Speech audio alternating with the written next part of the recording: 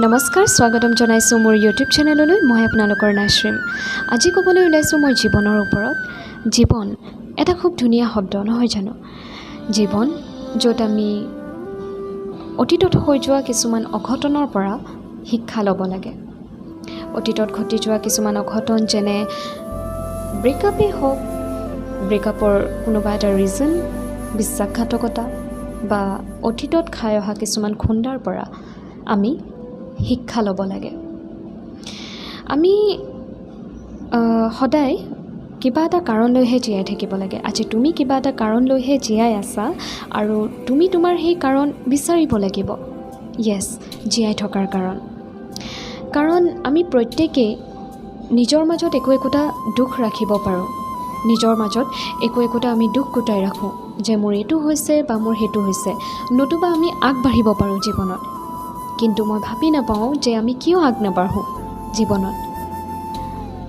আমি জীৱনত আগবাঢ়িব লাগে। আমি আগবাঢ়িব নোৱাৰোঁ। আমাৰ ওচৰত দুটা অপশ্যন থাকে। আমাৰ দুখখিনি আমি গোটাই ৰাখিব পাৰোঁ আৰু ছেকেণ্ড কথা হৈছে আমি জীৱনত আগবাঢ়িব পাৰোঁ। গতিকে আগবাঢ়িবলৈ হ'লে সেই দুখখিনি আঁতৰাই আমি আগবাঢ়িব লাগিব। আমি সেই জেগাতে ৰৈ যাওঁ য'ত আমি দুখ পাওঁ। আমি সেই পৃষ্ঠাখনতে নিজৰ দৃষ্টি, নিজৰ মন সকলো থৰ হৈ ৰয় আমাৰ। জীৱনত আগবাঢ়িব লাগে, নতুন নতুন বস্তু এক্সপিৰিয়েঞ্চ কৰিব লাগে, এক্সপ্ল'ৰ কৰিব লাগে, ট্ৰেভেল কৰিব লাগে। আৰু এটা আটাইতকৈ ডাঙৰ কথা যে আমি ক্ষমা কৰি দিব লাগে।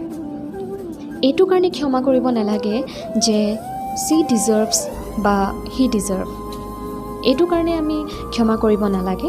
আমি ক্ষমা কৰিব লাগে এই কাৰণেই, লাগিলে তেওঁ আমাৰ লগত যিমানেই ভুল কৰক, যি নকৰক, অলৱেজ বিলিভ ইন কৰ্মা।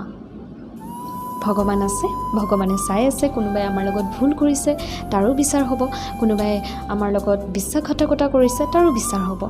গতিকে ক্ষমা কৰিবলৈ শিকা, ক্ষমা কৰি দিব লাগে। কাৰণ ক্ষমা, মই আগতেও কৈ আহিছোঁ, ক্ষমা এইটো কাৰণে কৰিব নালাগে যে ছি ডিজাৰ্ভ বা হি ডিজাৰ্ভ। ক্ষমা এই কাৰণে কৰা যাতে তুমি শান্তিত থাকিব পাৰা। ক্ষমা এই কাৰণে কৰা যাতে তোমাৰ জীৱনটো সুখময় হয়। কাৰণ যেতিয়ালৈকে তুমি ক্ষমা নকৰিবা তেতিয়ালৈকে তুমি সুখ, শান্তি আৰু জীৱনত আগ কেতিয়াও বাঢ়িব নোৱাৰা।